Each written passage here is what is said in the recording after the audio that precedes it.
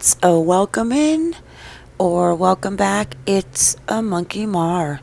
Before we get into today's video, please make sure you click that subscribe button, the bell for notifications, and of course the like. Oh, the plot thickens. Let's get into part 10 of Melissa Katic. So let's get into this first article about this woman who called her bluff and did not invest the money with her. And I think this might be the woman that sent in that financial form that looked like a scam.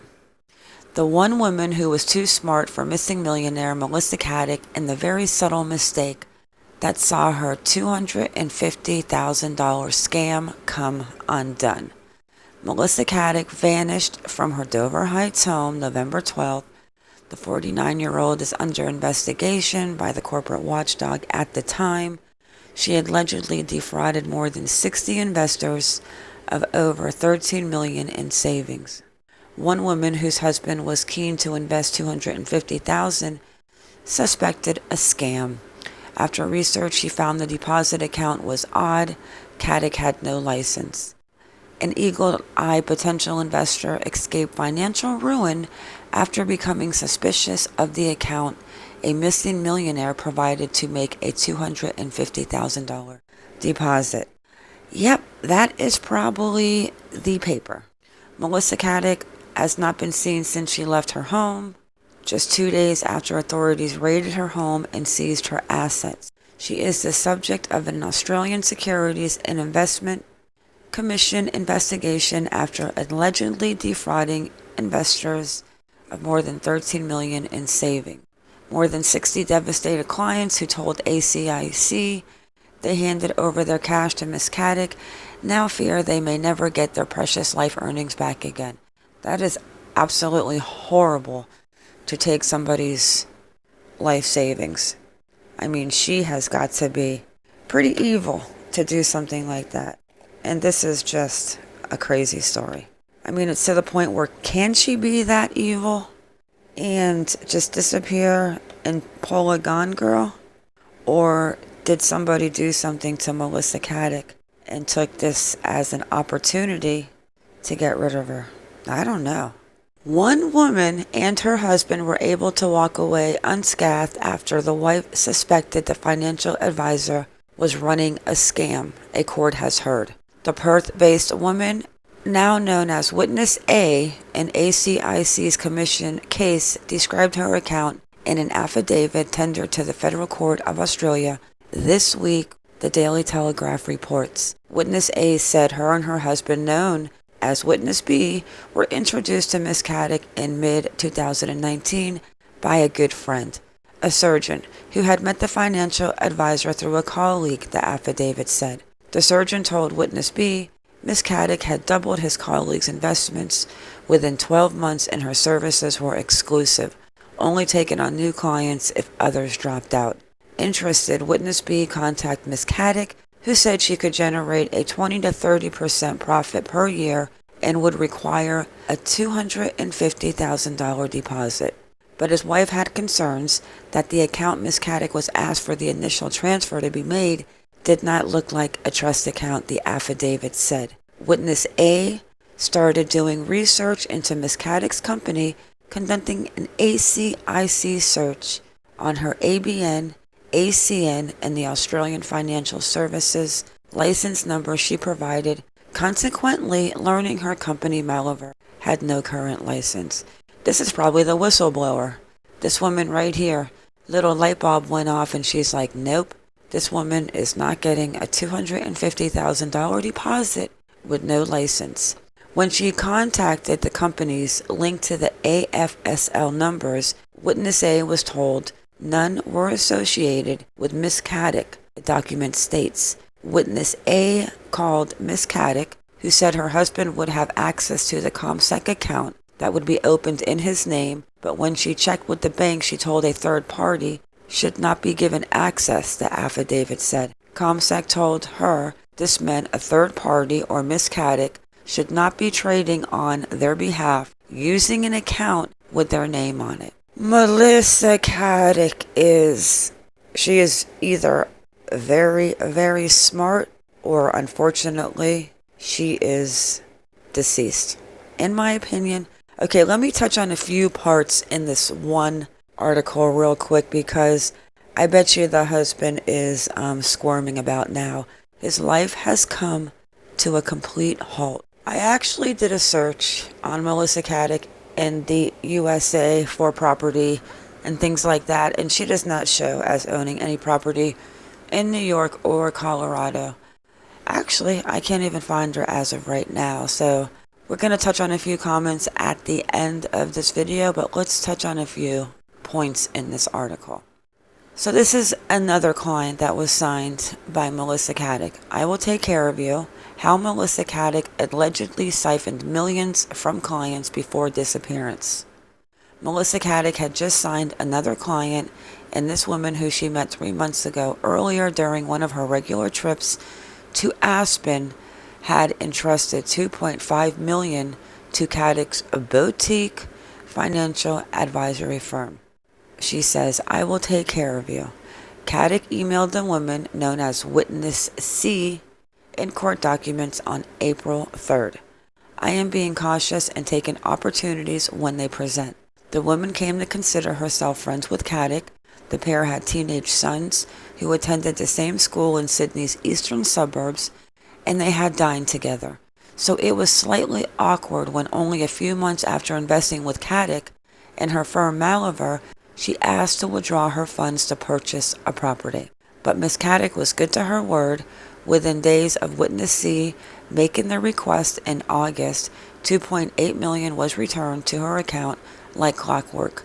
She said in 4 months she had made more than $300,000 profit. Others who invested money with Caddick were not so lucky. Some of them raised their concerns with ASIC, the financial services watchdog. In September, they started an investigation. So that on November 11th, they were raided by the ASIC at the mansion, $7 million mansion in Dover Heights. And then Ms. Caddick worked from the house. The officers took with them phones, computers, 2 stacks of filing cabinets from an office, documents from storage under the stairs. By the time they left, it was almost 7 p.m. The next morning, Caddick was gone too. She has not been seen since. Caddick is suspected of signing on clients to manage their investments, but instead transferring their cash to her bank accounts to fund her own luxurious lifestyle, and of course to pay for her little femme husband's lifestyle. I still can't even figure that out. Like, I'll show you the picture that I just keep looking at this picture going, how are they even a couple? Like, what am I missing? ASIC suspects she falsified documents to present to her clients, which made it appear her shrewd dealings had built them lucrative portfolios. The impact on their lives will be immediate, substantial, and life-changing. ASIC believes Witness C is an outlier. More than 60 people are suspected to have lost almost $13.1 million investing with Ms. Caddick or Malaver. An investigator from ASIC told federal court earlier that there was stark evidence a large number of unsurprisingly distressed customers who had not featured in their original probe may also be victims of Caddick's suspected crimes. 3 days later, ASIC was sent a letter from a lawyer representing 13 clients who say they invested about $5.3 million with Caddick. I wonder how much money she stored away if she pulled a Gone Girl. So while authorities may not know where Caddick has gone, they suspect that they know more about where her client's money was going. Mortgages for her properties in Dover Heights, Edgecliff, holidays, clothing, jewelry, and school fees. So in the past 2 years, more than $20 million has been deposited in one of Caddick's main bank accounts alone. Records presented to the court by ASIC show she had traveled overseas 25 times since 2009, an average of more than twice a year, to the US, UK, Fiji, Hong Kong, Singapore, Japan, and South Korea. Must be nice. I would love to go to Hong Kong, Singapore, Japan, and not South Korea, but I would love to go to Malaysia. The past 3 Christmases had been spent in the U.S., where she favored staying in the luxury North of Nell condos in Aspen, which she rented, she does not own. Her disappearance had left her brother Adam Grimley and her husband Koletti, who is a hairdresser but has not worked since March because of the COVID-19 pandemic. So he's not a DJ any longer. That might explain why his DJ page on Twitter stopped around the 2018 time, because he's a hairdresser.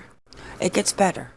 So because of COVID-19, he hasn't worked since March to make submissions in court about how much money should be released by the liquidators managing her business to cover her expenses. According to their submissions, Caddick was the main breadwinner. You think? Responsible for picking up her son's expenses, including school fees, and providing for her elderly parents who lived in the Edgecliff property. Koletti submitted a photo of his bank account as part of his submission, which showed he had a balance of $1.94. I mean, you cannot, you can't make this up. You just can't make it up. So the matter will return to court again in February. As it happens, witness C was not entirely motivated. Witness C was not entirely motivated by a new property purchase when she asked Caddick to return her money in August. Only a few days later, she bumped into another friend at a dental clinic who told her Caddick did not have an Australian financial service license and was using someone else's. That was enough to concern her about who had her money, so she asked for it back, using the property purchase for an excuse. Smart woman. Witness C, you are a very, very smart girl. And while Caddick paid up, she dangled one final carrot in an email sent at 6:22 a.m. August 14th, 2020. I know you love property. Just something to think about, she wrote before outlining some back-of-the-envelope sums which she believed showed investing with her was better than spending $2.4 million on a house to make a 25% return. We were on track to do that.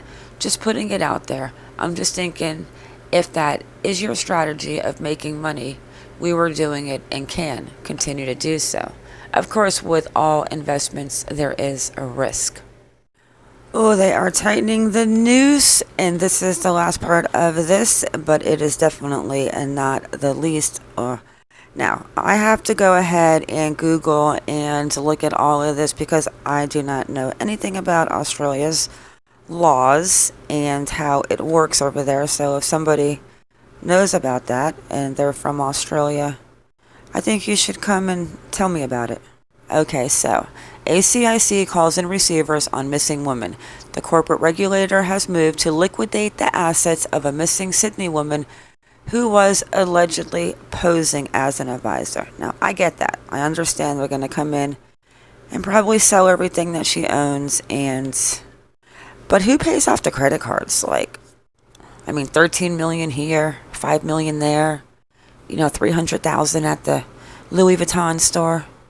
So the receivers, not exactly sure what a receiver is, but I'm thinking it is somebody who is going to take everything and sell it.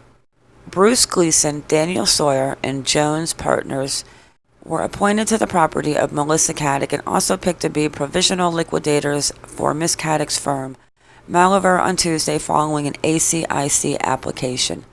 The regulator had raised concerns which included Malaver may be providing financial services without an Australian financial services license. The AFSL of another company may have been used without authorization, and investor funds may have been unlawfully dealt with. The federal court had made interim orders against Ms. Caddick and Malaver in November, including a prohibition against her leaving Australia and removing assets held in Australia. But Ms. Caddick had not shown at first a case management hearing of the matter, having reportedly vanished in November. Justice Bridget Markovic has now ordered that the receivers provide a report to the court by ASIC by 15th of February 2021, I'm assuming, That includes the assets and liabilities of Miss Caddick, an opinion as to the solvency of Miss Caddick, the amount of money received by Miss Caddick from funds paid to Maliver by investors for investment, any investors' funds held by Miss Caddick, any property acquired by Miss Caddick with investor funds, any payments made by Miss Caddick to third parties with investor funds, and any other dealings by Miss Caddick with investor funds. I'm not sure. I think I was just speaking like maybe Chinese or Japanese, something Korean in that little part. Any money paid directly to Miss Caddick by investors for investment in any property acquired, any payments made, and any other dealings by Miss Caddick with such money, and the receiver's remuneration, costs, and expenses. Similarly, in their role as provisional liquidators, the pair will also need to provide a report on Maliver by 15th February. That includes persons who have paid money to Maliver for investment, the amounts they invested, and whether and to what extent these amounts have been repaid. Identification of any bank accounts in which investor funds are held, any property acquired with investor funds, any other dealings with investor funds. Identification of Maliver's assets and liabilities. An opinion as to the solvency of Maliver. An opinion as to whether Maliver has proper financial records. An opinion as to the claim that may be available to the liquidators for the recovery of funds for the benefit of creditors, the likely return of creditors, any other information necessary to enable the financial position of Maliver to be assessed, an opinion as to whether Maliver has contravened any provisions of the Act and or any other legislation, and any suspected contraventions of the Act by any directors or officers of Maliver. The matter was further heard on Thursday, and the remaining orders were finalized. ACIC's investigation is still ongoing. The matter is next before the court on 22 of February 2021. My gosh, my brain hurts after that. I feel like I just signed a contract for a new car, and I'm going to look out my door, and my new car is going to be sitting out there with a big red bow around it. All right, I actually think, you know what, let me go over the poll and a couple of comments before I end this video. I think this is my favorite part of this little series of Melissa Katic's comments. Nicholas Vesio, you want to find Melissa Katic? Easy, but you have to be meticulous like she is. Follow the money trail, but you have to go back a long way to well before she became a millionaire businesswoman. Somewhere along that trail, there will be seemingly insignificant transactions that will come up other doors she has passed through, besides Dior, Contori, Aspen, etc. Therein lies the missing yet critical paths she has taken to get to where she is now. The biggest mistake this meticulous criminal mind has made is leave a trail of evidence behind, but it will take months of painstaking detective work to chase up every lead from every transaction with her ill-gotten gains. She has slipped up somewhere, everybody does.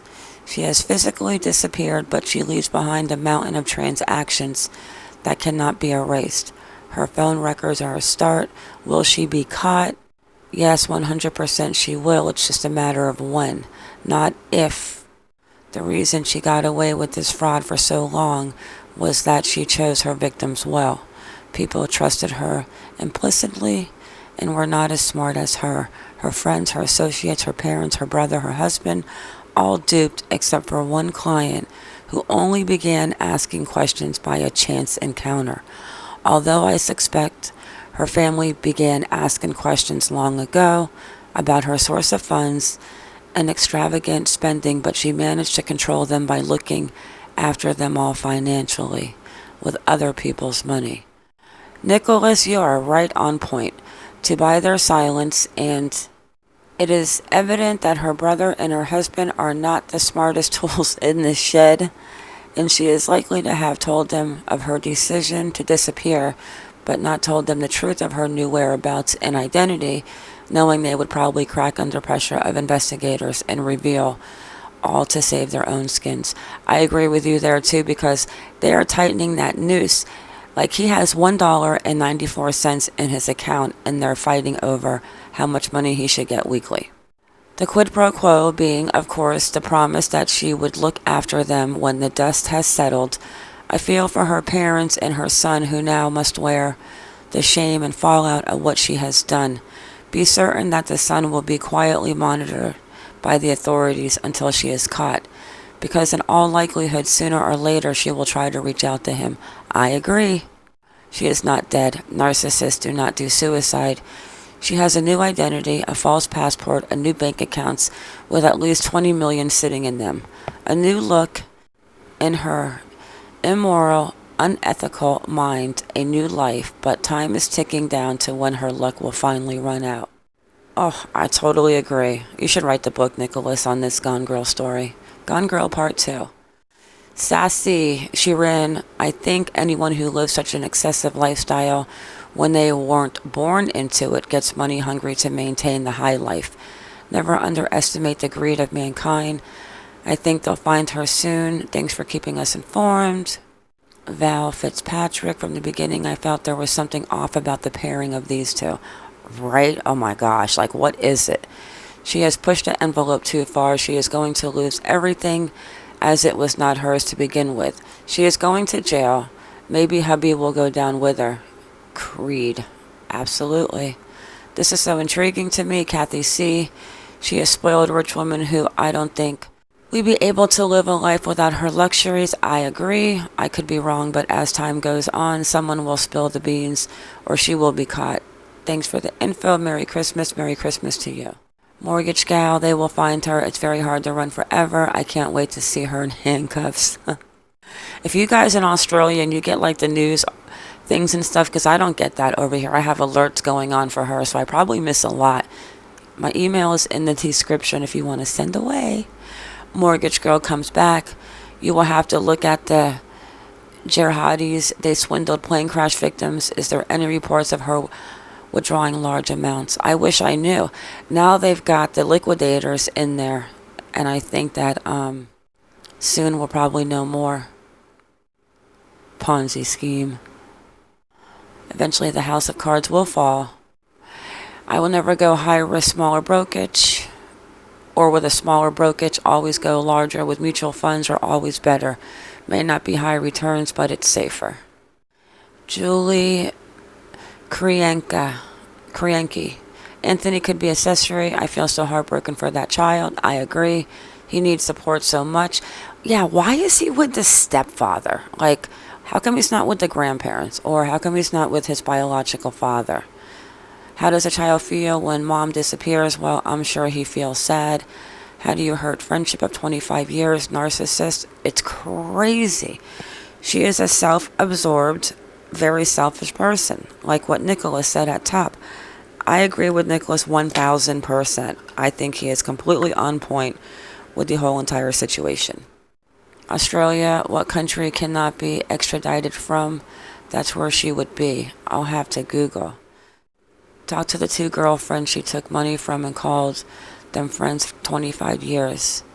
I'd love to know how Miss Caddick acted with them. I would love to, but I doubt that anyone is going to talk, especially them. Well, they might, but like witness A, witness B, witness C, I don't think they're going to be able to talk if they are going to go to court. But then again, I do not know how the law is in Australia. This seems a long so-called friendship. Can you reach them? Do you have their email or phone number? I wish I did. I mean, I could reach out to them right now if they're watching. Faye and her wife, contact me. My email is in the description. I would love to speak to you. Julie comes back and says this child needs support. I agree. Hey, no angel. Hey, monkey, I read Melissa doesn't own the North and Nell apartments in Aspen. Even though she bragged she did, the manager came out and said she had been renting the building for 5 years at $3,500 a month. You are correct, girl. She does own her parents' home in Rose Bay, though. Yeah, on the Edgecliff as well, an Edgecliff property. So I guess the parents will lose that. Anthony Koletti and Adam Grimley are consultants for Sajanix diet shakes, as was Melissa at one time. They had close ties all over the world through this company. She could be anywhere. Whatever happened, she didn't go on that morning run, or did she commit suicide on the cliffs? I agree. All doing running trails around those cliffs at Dover Heights. There are extensive motion cameras set up so a local wildlife group can study the native animals in their habitat. Also, the cliffs are a popular suicide spot. There are CCTV cameras all along those cliffs. If she was murdered, it had to be inside the house or very close to the home. Interesting, the other guy went missing only 6 kilometers from their home. Probably not connected to this case, but you never know. Ruben Gardiel, 67, left his home in Clovelly Road, Ranwick, and hasn't been seen since. There are conflicting news reports about the dates. Some say 6 November, others say 31st of October. His car was found the next day in Coomel. Another woman was murdered in her home in Pottsville on the 10th. Could there be a serial killer in the area? You know what? That is very interesting. I mean, now you're going to have me looking into this story. Probably not. Something to keep in mind. Actually, I think Melissa is in Polynesia or an island somewhere. She had access to private jets because Australia was in lockdown. At this time, she probably was still in the country until recently, then bribed her way out first chance she could get. No matter what happened, Monkey, I'm so fascinated by this case and really happy you're covering it. I'm fascinated too, girl, no angel. Are you in Australia, no angel? Okay, hopelessly inquisitive. Sounds like a steaming POS. Yeah, she definitely has some big kahunas. If she really did take all that money and run from her friends and leave her parents, and they're going to lose everything, and everything's going to go into liquidating assets and be sold, and I'm not even sure it's going to, I mean, the house is only worth $7 million. I mean, at first, we're at 13, 14, 15, 18 million, 17 million. There's Hube Animal, Colorado, interesting, or New York City. Would she risk trying to enter the States by any means? And I no doubt she wishes she could be in New York City. I don't know. I mean, with money, you can go anywhere you want to go and be anybody you want to be. Julie agreed. Why not come get his son? Are there problems between bio dad and his son, or is there something else? I wish I knew. They found Maxwell. Okay, let me go ahead and look into that. They found $1 million worth of her investors' money are in fact from the proceeds of crime. I love your guys' comments. All right, guys, with that, I have to go with my money is on the comment from Nicholas. I think it sounds like he might know her. Hint, hint. So anyone knows Melissa or you know her personally and you want to stay anonymous, make a fake email. I don't care. Reach out to me. My email is in the description. I would love to talk to somebody. We could record it. You don't have to go on camera. Whatever you want to do. All right, guys. With that, it is a wrap. I want to thank you all for coming in. Thank you for watching. Please like or dislike, whichever you prefer, and subscribe. Everyone have a good day or a good night wherever you are in the world, and stay vigilant. I am out.